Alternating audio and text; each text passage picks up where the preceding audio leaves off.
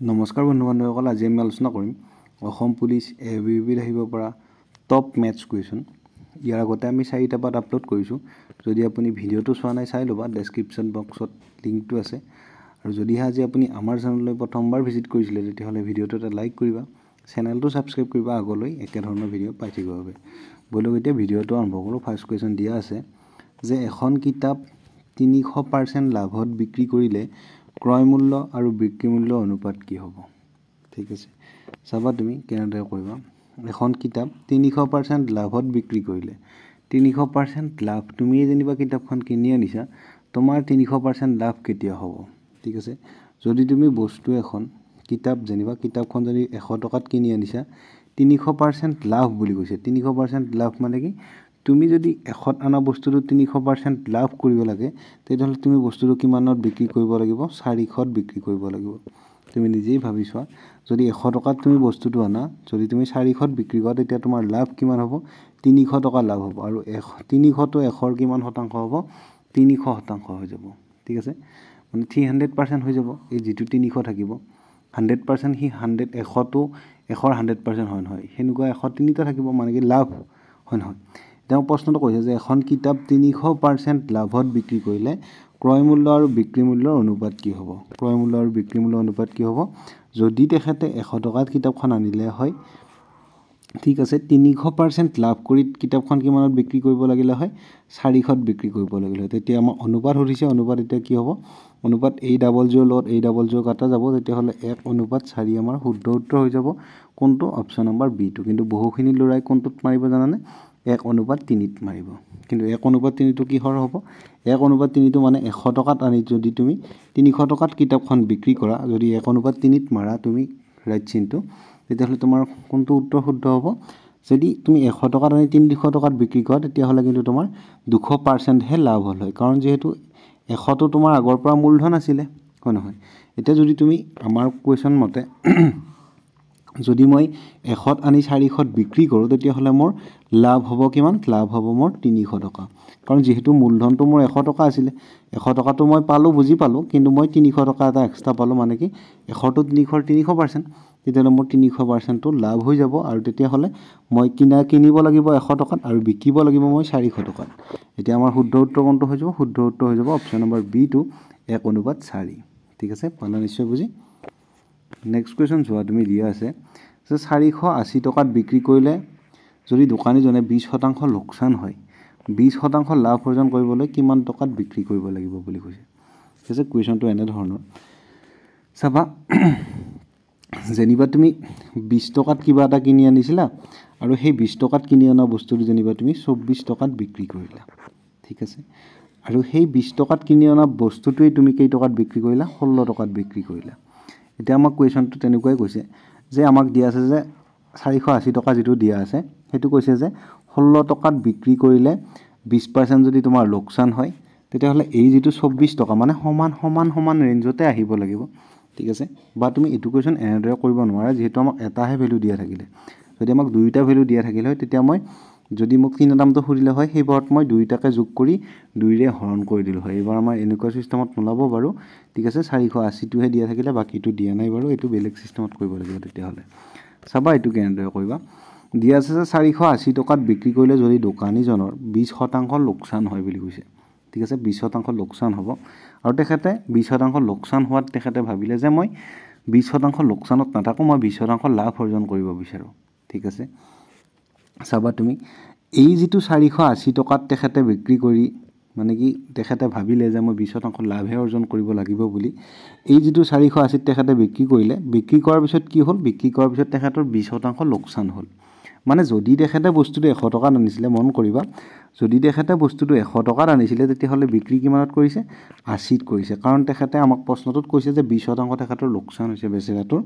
কৈছে কি 480 টকাত বিক্ৰী কৰিলে, কিন্তু বিক্ৰী কৰাত তাৰ 20% লোকচান হ'ল। তেতিয়াহ'লে সেই যিটো 480 টকা, সেইটো এতিয়া কিমান পাৰ্চেণ্টৰ ভেলু হৈ থাকিলে? 80%ৰ ভেলু হৈ থাকিলে। কিয়? কাৰণ তাৰ 20% লোকচান হ'ল, সি বস্তুটো 100%ত আনিছিল। কিমানত আনিছিল সেইটো মই নাজানো, যেনিবা জানো, কিন্তু ওলাব লাগিব। এতিয়া তুমি এইটো মন কৰা যে সি যিটো 480 টকাত কিতাপখন বিক্ৰী কৰিলে, সেই কিতাপখন বিক্ৰী কৰোঁতে তাৰ 20% লোকচান হ'ল, তেতিয়াহ'লে 480টো কিমান পাৰ্চেণ্টৰ ভেলু হ'ব? 480টো 80%ৰ ভেলু হ'ব। এইখিনিলে বুজি পালোঁ, কম প্ৰব্লেম নাই এইখিনিলে। আকৌ মই কৈ দিছোঁ তোমাক, চাবা কনফিউজটো মাৰি আহিবা। কৈছে কি আমাক 480 টকাত বিক্ৰী কৰিলে দোকানী এজনৰ 20% লোকচান হয়। বুজি পালোঁ, চাইকেলখন বা যিয়ে নহওক অলৰেডি বিক্ৰী কৰিলে, তাৰ 20% লোকচান হ'ল। কিমানত বিক্ৰী কৰিলে? 480 টকাত বিক্ৰী কৰিলে, মানে সি 100%ত আনিছিল, 480ত বিক্ৰী কৰিলে, আৰু এই যিটো 480 সেইটো হৈছে 80%ৰ সমান। ঠিক আছে, 100% অনা বস্তুটো সি 20% লষ্টত বেচিছে। ঠিক আছে, মই বুজি পালোঁ যে এই যিটো 480টো তুমি ওপৰত দিবা, আৰু যিটো শতাংশৰ কথা কয় সেইটো তুমি তলত দিবা। মানে 480টো কিহৰ ভেলু? 80%ৰ ভেলু। ঠিক আছে, এতিয়া যদি তোমাক কিনা দাম সুধিলে হয়, তুমি কি কৰিব লাগিলে হয়? কিনা দাম সুধিলে মই এইখিনিত কি পূৰণ কৰিলোঁ হয়? 100 পূৰণ কৰিলোঁ হয়, কাৰণ সি 100% আনিছিলে বস্তুটো। মই যদি এইখিনিত 100 পূৰণ কৰি দিওঁ, এইখিনিত পূৰণটোৱে মেইন, মই যদি এইখিনিত 100 পূৰণ কৰি দিওঁ, তেতিয়াহ'লে মই সেই কিনা দামটো পাই যাম, য'ত নেকি সি বস্তুটো 100ত আনে বুলি মই মানি লৈছিলোঁ। এইটো তেতিয়াহ'লে 80 হৈ গ'ল। ঠিক আছে, এতিয়া আমাক কিন্তু 100ৰ কথা সোধা নাই, আমাক সুধিছে কি যে সি 20% লাভ অৰ্জন কৰিব বিচাৰে। যদি তুমি 100 টকাত বস্তুটো আনিছিলা, ঠিক আছে, 80ত বস্তুটো বিক্ৰী কৰিলা, তেতিয়াহ'লে তোমাৰ 20% লোকচান হ'ল। এইবাৰ তুমি ভাবিলা 20% লাভ অৰ্জন কৰিম, তুমি তেতিয়াহ'লে 100 টকাত অনা বস্তুটো কিমানত বিক্ৰী কৰিব লাগিব? 120 টকাত বিক্ৰী কৰিব লাগিব, তেতিয়াহে তোমাৰ 20% লাভ হ'ব। পাইছা বুজি? তেতিয়াহ'লে মই কি পূৰণ কৰিব লাগিব? 120 পূৰণ কৰিব লাগিব। পূৰণ 120, কাৰণ যিহেতু মই এতিয়া 100টো নাথাকোঁ, কিনা দামটোহে মোৰ 100 আছিল, মানি লোৱাটো। মই এতিয়া 120 অৰ্জন কৰিব বিচাৰোঁ, সেইবাবে মই ইনটু কি কৰিম? 120 কৰিম, কাটা কাটি কৰা, যিটো পোৱা সেইটোৱে উত্তৰ। ঠিক আছে, এইটো 0 লগত মোৰ এইটো 0 কাটা যাব। ঠিক আছে, 8ৰে কেইবাৰ যাব? 48ক 8 6 গুণ 48। ঠিক আছে, 6 বাৰং কিমান হ'ব? 6 বাৰং 72, আৰু এটা 0 আছিল 720, সেইটোৱে তোমাৰ শুদ্ধ উত্তৰ হৈ যাব, অপশ্যন নম্বৰ ডিটো। পালোঁ বুজি? যদি বুজি নাপালোঁ মই আকৌ এবাৰ কৈ দিছোঁ, তুমি চোৱা। 480 টকাত বস্তু এটা বিক্ৰী কৰিলে, 480 টকাত বস্তু এটা বিক্ৰী কৰিলে দোকানী এজনৰ 20% লোকচান হয়। ঠিক আছে, তেতিয়াহ'লে মই বুজি পালোঁ, যদি 20% লোকচান হয়, তেতিয়াহ'লে সেই বস্তুটোৰ 480টোৰ ভেলুটো হৈ গ'ল 80%, কাৰণ সি 20% অলৰেডি লছ খালে 480ত বিক্ৰী কৰোঁতে। বুজি পালোঁ মই 480টো কিমান পাৰ্চেণ্টৰ ভেলু? 480টো মোৰ 80%ৰ ভেলু। ঠিক আছে, মোক এতিয়া কিমান পাৰ্চেণ্টৰ ভেলু লাগে? 120%ৰ ভেলু লাগে, কাৰণ এইবাৰ সি 120 মানে কি 100 টনা বস্তুটো 20% অধিক ইনকাম কৰিব বিচাৰিছে, তেতিয়াহ'লে 100 টনা বস্তুটো সি 120ত বিক্ৰী কৰিব লাগিব। সেইবাবে মই ইনটু কি কৰিম? ইনটু মই 120 কৰিম। কিন্তু এইখিনি যদি তোমাক 20 নিদি 25 দিলে হয়, তেতিয়াহ'লে মই কি পূৰণ কৰিলোঁ হয়? 125 পূৰণ কৰিলোঁ হয়। ঠিক আছে, এইখিনিলে প্ৰব্লেম নাই। কুৱেশ্যন যেনিবা এনেকুৱাই আহিব, যদি তোমাক কয় যে এইখিনি 20% নহয়, সি বোলে 50% লাভ অৰ্জন কৰিব বিচাৰে, তেতিয়াহ'লে মই ইয়াতে কি পূৰণ কৰিম? 150 পূৰণ কৰিম। কিয়? কাৰণ 100 টনা বস্তুটো সি 50% লাভ অৰ্জন কৰিবলৈ 150ত সি বিক্ৰী কৰিব লাগিব। ঠিক আছে, যদি তোমাক কয় যে 20% লাভ নিদি যদি তোমাক কয় 30% লোকচানত বিক্ৰী কৰিব বিচাৰে বুলি, ঠিক আছে, তেতিয়াহ'লে মই কি পূৰণ কৰিম? 70 পূৰণ কৰিম, কাৰণ 100 টনা বস্তুটো সি 30% লোকচান অৰ্জন কৰিব বিচাৰিলে 70ত বিক্ৰী কৰিব লাগিব, আৰু লোকচান অৰ্জন যিহেতু নিদিয়েই বাৰু, হ'লেও মই তোমাক কৈ থৈ দিলোঁ। ঠিক আছে, কনচেপ্ট এইটো। ঠিক আছে, এতিয়া আমাক কি ক'লে? সি 20% লাভ অৰ্জন কৰিব বিচাৰে, তেতিয়াহ'লে 100 টনা বস্তুটো সি কিমানত বিক্ৰী কৰিব লাগিব? 120ত বিক্ৰী কৰিব লাগিব। এইখিনি কাটা কাটি কৰিবা, যিটো পোৱা সেইটোৱে উত্তৰ। ঠিক আছে, এইটো 0 লগত মই এইটো 0 কাটা গ'ল। 8ৰে 48ক কেইবাৰ যাব? 6 বাৰ যাব, আৰু এইখিনিত 0 থাকিলে। ঠিক আছে, 6 বাৰং কিমান হৈ যাব? 72 হৈ যাব, আৰু এটা 0 আহি যাব, এইটো যিটো 0, আমাৰ শুদ্ধ উত্তৰ হৈ যাব অপশ্যন নম্বৰ ডিটো। পালোঁ বুজি? নেক্সট কুৱেশ্যন চাবা তুমি, কি কৈছে?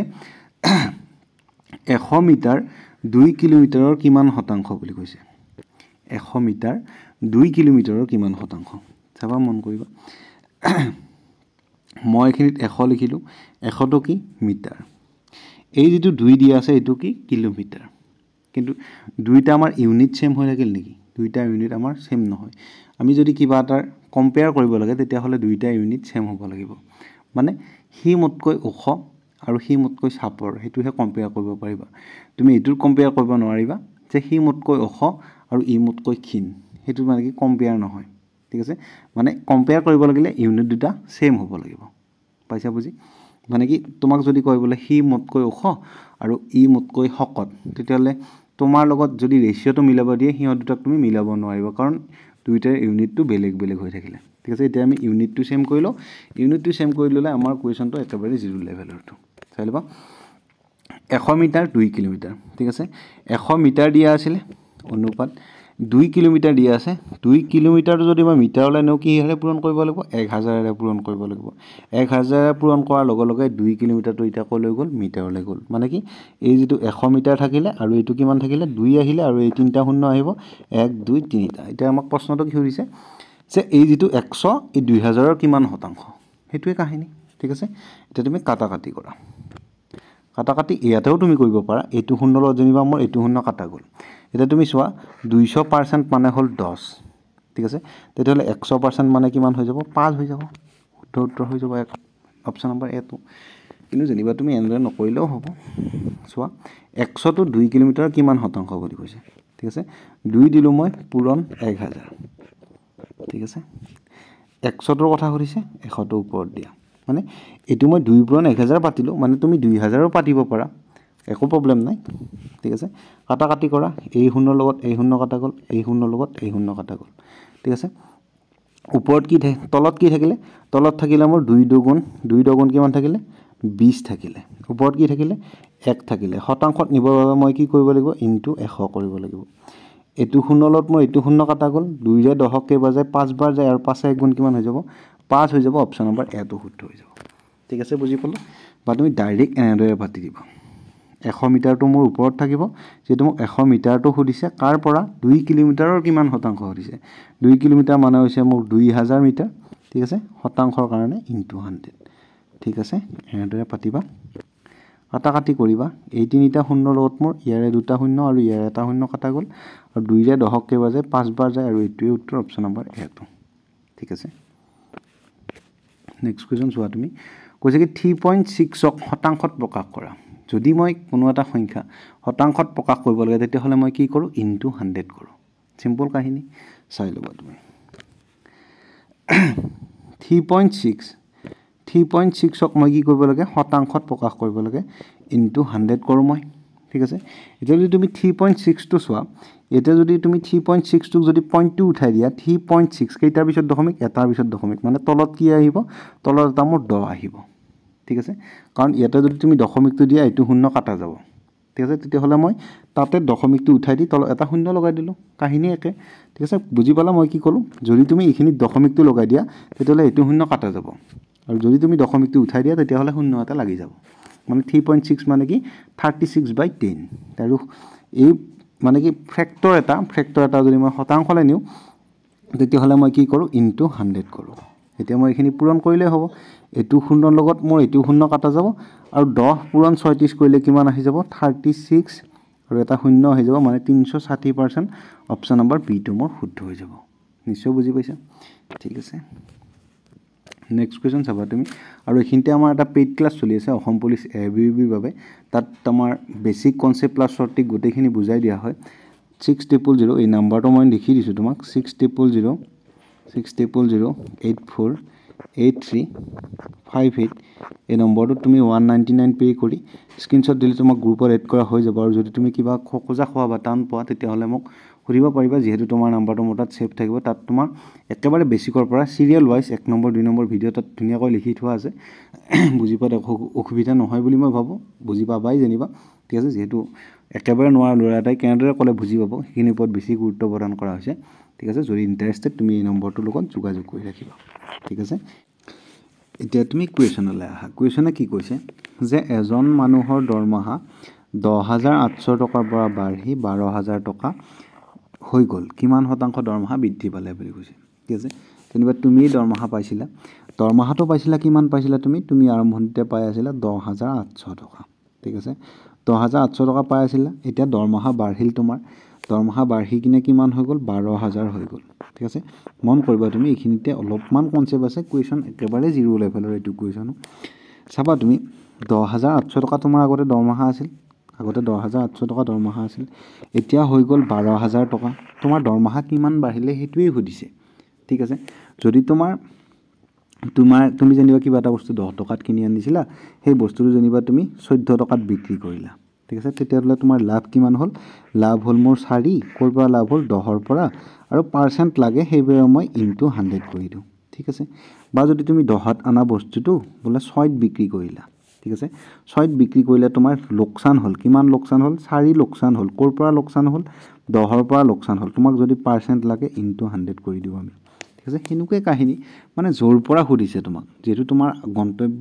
মানে কি ৰিয়েল ভ্যালুটো কি ৰিয়েল ভ্যালুটো মোৰ 10 বোলে মই 10ৰ পৰা বাঢ়িলে মোৰ কিমান বাঢ়িলে 14 বাঢ়িলে মানে কিমান বাঢ়িলে 4 বাঢ়িলে আগতে মোৰ 10টো আগতে আছিল এতিয়া মোৰ 10ৰ পৰা এক্সট্ৰা বাঢ়িলে সেই এক্সট্ৰাটো মই ওপৰত দিম আৰু ক'ৰ পৰা বাঢ়িছে সেইটো মই তলত দিম ঠিক আছে এতিয়া আমাৰ কুৱেশ্যনটো এইটো কুৱেশ্যনো সেনেকুৱাই মানে সি আগতে 10,800 টকা দৰমহা পাইছিল এতিয়া তাৰ দৰমহা বাঢ়িল কিমান বাঢ়িল 800 টকাৰ পৰা মই 200 টকা দিলোঁ তাক তেতিয়াহ'লে 11,000 হ'ল আৰু 11,000ৰ পৰা 12,000লৈ যাওঁতে মোক 1,000 মানে মুঠ 1200 টকা দৰমহা বাঢ়িল হয় নহয় 10,800 200 দিলোঁ 11,000 হ'ল আৰু 12,000 মানে 1200 টকা দৰমহা বাঢ়িল ইয়াতে এই প্ৰশ্নটোৰ লগত তুমি আকৌ 12,000 যদি তলত আনি পাতি দিয়া তেতিয়াহ'লে তুমি কিন্তু খোকোজা খাবা তুমি নিজেই মন কৰা মই চাকৰিটো কৰিছিলোঁ যেনিবা ময়ে কামটো কৰিছিলোঁ মই 10,800 টকা আগতে পাই আছিলোঁ এতিয়া মোৰ দৰমহা বাঢ়ি কিনে 12,000 হ'ল কিন্তু মোৰ দৰমহা বাঢ়িল কিমান হ'ল যায় সেইটো বাদ দিলোঁ মোৰ দৰমহা কিমান হ'ল মোৰ দৰমহা হ'ল যায় 12,000 টকা সেইটো মই বাদ দিলোঁ কিন্তু ক'ৰ পৰা বাঢ়িছে দৰমহাটো যেটো আগতে আছিলে কিমান আগতে আছিলে মোৰ 10,800 টকা আৰু সেইটো মই তলত দিম 10,800 মোৰ আগতে আছিলে আৰু এতিয়া মোৰ দৰমহা বাঢ়িল কিমান বাঢ়িল 1200 বাঢ়িল ঠিক আছে 1200 বাঢ়িল এইটোৱে মই পাৰ্চেণ্ট ওলাব লাগে আৰু সেইবাবে মই ইনটু 100 কৰি দিম ঠিক আছে মই কি ক'লোঁ যে মই আগতে 10,800 টকা পাই আছিলোঁ এতিয়া মোৰ দৰমহা বাঢ়িল কিমান বাঢ়িল 1200 টকা বাঢ়িল আৰু সেইটোৱে মোক সুধিছে যে তেখেতৰ দৰমহা কিমান শতাংশ বৃদ্ধি পালে মানে শতাংশত সুধিছে আৰু শতাংশত সোধা হয় মই ইনটু 100 কৰি দিম ঠিক আছে এইখিনিলে প্ৰব্লেম নাই মই আগতে 10,800 পাইছিলোঁ এই 10,800ৰ পৰা মোৰ 1200 টকা এটা বাঢ়িল আৰু শতাংশ লাগে সেইবাবে মই ইনটু 100 কৰিম ঠিক আছে বুজি পালোঁ এতিয়া মই তুমি পাতিম কেনেদৰে সেইটো চাবা আগতে মই দৰমহা পাইছিলোঁ কিমান আগতে পাইছিলোঁ মই 10,800 টকা ঠিক আছে এতিয়া মোৰ দৰমহা বাঢ়িল কিমান 1200 ঠিক আছে এতিয়া মোৰ দৰমহা কিমান বাঢ়িলে 1200 বাঢ়িলে ঠিক আছে আৰু মোক পাৰ্চেণ্ট লাগে সেইবাবে মই ইনটু কি কৰিম 100 কৰিম ঠিক আছে কাটাকাটি কৰা যিটো পোৱা তোমাৰ সেইটোৱে উত্তৰ ঠিক আছে এই দুটা শূন্যৰ লগত তোমাৰ এই দুটা শূন্য কাটা গ'ল ঠিক আছে এই দুটা শূন্য কাটিব নালাগে এই দুটা কাটি দিয়া 12ৰে 108 কেইবাৰ যায় 12 10 গুণ 120 ঠিক আছে তেতিয়াহ'লে 12 9 গুণ কিমান 108 তেতিয়াহ'লে 120ৰ পৰা 12 গ'লে যিহেতু 108 হয় নে নহয় 12 9 গুণ কিমান 108 তেতিয়াহ'লে তলত কিমান থাকিব 9 থাকিব মানে ইফালে ওপৰত থাকিলে 100 তলত থাকিলে 9 ঠিক আছে এতিয়া 9ক যদি তুমি 100ক যদি তুমি 9ৰে হৰণ কৰা তেতিয়াহ'লে তুমি কিমান পাবা 11.11 কোনটো উত্তৰ শুদ্ধ হ'ব অপশ্যন নম্বৰ এটো শুদ্ধ হৈ যাব ঠিক আছে বুজি পালোঁ আৰু যদি বুজি নাপালোঁ আকৌ কৈ দিছোঁ তুমি চোৱা যে এজন মানুহে দৰমহা পাইছিলে প্ৰথমতে 10,800 টকা বাঢ়ি গৈ 12,000 হৈ গ'ল দৰমহা বাঢ়িল কিমান বাঢ়িল মোৰ 1200 টকা ঠিক আছে 1200 টকা মোৰ বাঢ়িল বুজি পালোঁ ক'ৰ পৰা বাঢ়িল আগতে সি পাই আছিলে দৰমহা 10,800 টকা এই 10,800ৰ পৰাইতো বাঢ়িছে 10,800ৰ পৰা বাঢ়িছে কিমান বাঢ়িছে 1200 বাঢ়িছে সেইটো মই ওপৰত দিলোঁ য'ৰ পৰা বাঢ়িছে সেইটো মই তলত দিলোঁ আৰু মোক শতাংশ লাগে সেইবাবে মই কি কৰি দিলোঁ ইনটু 100 আৰু এইখিনিয়ে মই কাটাকাটি কৰি যিটো পাম সেইটোৱে মোৰ উত্তৰ সেইটোতে মই ক্লিক কৰিম ঠিক আছে এই দুটা শূন্যৰ লগত মোৰ এই দুটা শূন্য কাটা গ'ল 12ৰে 108 কেইবাৰ যায় 9 বাৰ যায় আৰু 9ৰে মই যদি 100ক ডিভাইড কৰোঁ তেতিয়াহ'লে মই 11.11 পাই যাম অপশ্যন নম্বৰ এটো মোৰ শুদ্ধ হৈ যাব পাইছা নিশ্চয় বুজি ঠিক আছে নেক্সট কুৱেশ্যন চোৱা তুমি কৈছে কি ৰবিয়ে পৰীক্ষাত 72% নম্বৰ পাইছিল যদি সি 360 নম্বৰ পাইছিল তেন্তে পৰীক্ষাটোত মুঠ নম্বৰ কিমান আছিল বুলি কৈছে ৰবি ল'ৰাটো ঠিকে আছে সি 72% নম্বৰ পাইছে সি আকৌ আমাক কৈছে কি 360 নম্বৰ পাইছে বুলি মানে সি যদি 360 নম্বৰ পাইছে আকৌ 72%ও পাইছে মানে দুটা তাৰে নম্বৰ মানে মই কি বুজি পালোঁ সি যদি 72% পাইছে আৰু সি যদি 360% পাইছে মানে পাৰ্চেণ্ট নহয় 360 নম্বৰ পাইছে মানে এই যিটো 360 নম্বৰ সেইটো ভ্যালুটো কিমান 72% আৰু তোমাক লাগে 100%ৰ ভ্যালুটো কাৰণ পৰীক্ষাটো 100%ৰ আছিলে ঠিক আছে 100%ৰ ভিতৰত সি পাইছে 72% আৰু নম্বৰ পাইছে 360 মানে মই বুজি পালোঁ যে এই যিটো 360 আছে এই যিটো 360 এইটো কিমান পাৰ্চেণ্টৰ ভ্যালু এইটো হৈছে 72%ৰ ভ্যালু ঠিক আছে মোক লাগে 100%ৰ ভ্যালু ঠিক আছে বুজি পালোঁ কাটাকাটি কৰা যিটো পোৱা সেইটোৱে উত্তৰ ঠিক আছে 72ৰে 36ক কেইবাৰ যাব তুমি কিহেৰে কাটিবা 6ৰে কাটা ঠিক আছে 6ৰে কাটিবা তুমি 6ৰে 36ক কেইবাৰ যায় 6ৰে 36ক 60 বাৰ যায় ঠিক আছে 6ৰে 36ক নহয়, 6ৰে 360, 6ৰে বাৰু 36ক 6 বাৰে যায় আৰু শূন্যটো থাকিলে সেইটো লগাই দিলোঁ। আৰু 6ৰে 72ক কেইবাৰ যায়, 6 12 72, ঠিক আছে। আকৌ 12ৰে 60 কেইবাৰ যায়, 5 বাৰ যায়, মানে 5 12 60। এতিয়া 5ৰে আখৰকে পূৰণ কৰিলে কিমান হ'ব, 500 হ'ব। সেইটোৱে তোমাৰ শুদ্ধ উত্তৰ হ'ব কোনটো, অপশ্যন নম্বৰ এটো। যদি বুজি পোৱা নাই মই আকৌ কৈ দিছোঁ, তুমি চোৱা। কৈছে কি ৰবিয়ে পৰীক্ষাত 72% নম্বৰ পাইছিল আৰু সি 360 নম্বৰ পাইছিল। মানে মই বুজি পালোঁ, যিটো আমাৰ 360 আছে, এই 360টো কিমান পাৰ্চেণ্টৰ ভেলু, 72%ৰ ভেলু। আৰু মোক যিহেতু 100%ৰ ভেলুটো লাগে, কাৰণ পৰীক্ষাটো 100%ৰে আছিল, ঠিক আছে। কাটাকাটি কৰিলোঁ, তুমি কাটাকাটি কৰিলে কিমান হ'ব, 12ৰে কাটা 6 12 72, 12ৰে 36ক কেইবাৰ যায়, 3 12 36, আৰু এইটো শূন্য আছিলে ইয়াতে লগাই দিলোঁ। 6ৰে 30ক কেইবাৰ যায়, 5 বাৰ যায়, আৰু 5 পূৰণ 100 কৰিলে কিমান পাই যাওঁ, 500 পাই যাওঁ। আৰু সেইটোৱে মোৰ শুদ্ধ উত্তৰ আছিলে কোনটো, অপশ্যন নম্বৰ এটো। নিশ্চয় বুজি পালোঁ, ঠিক আছে।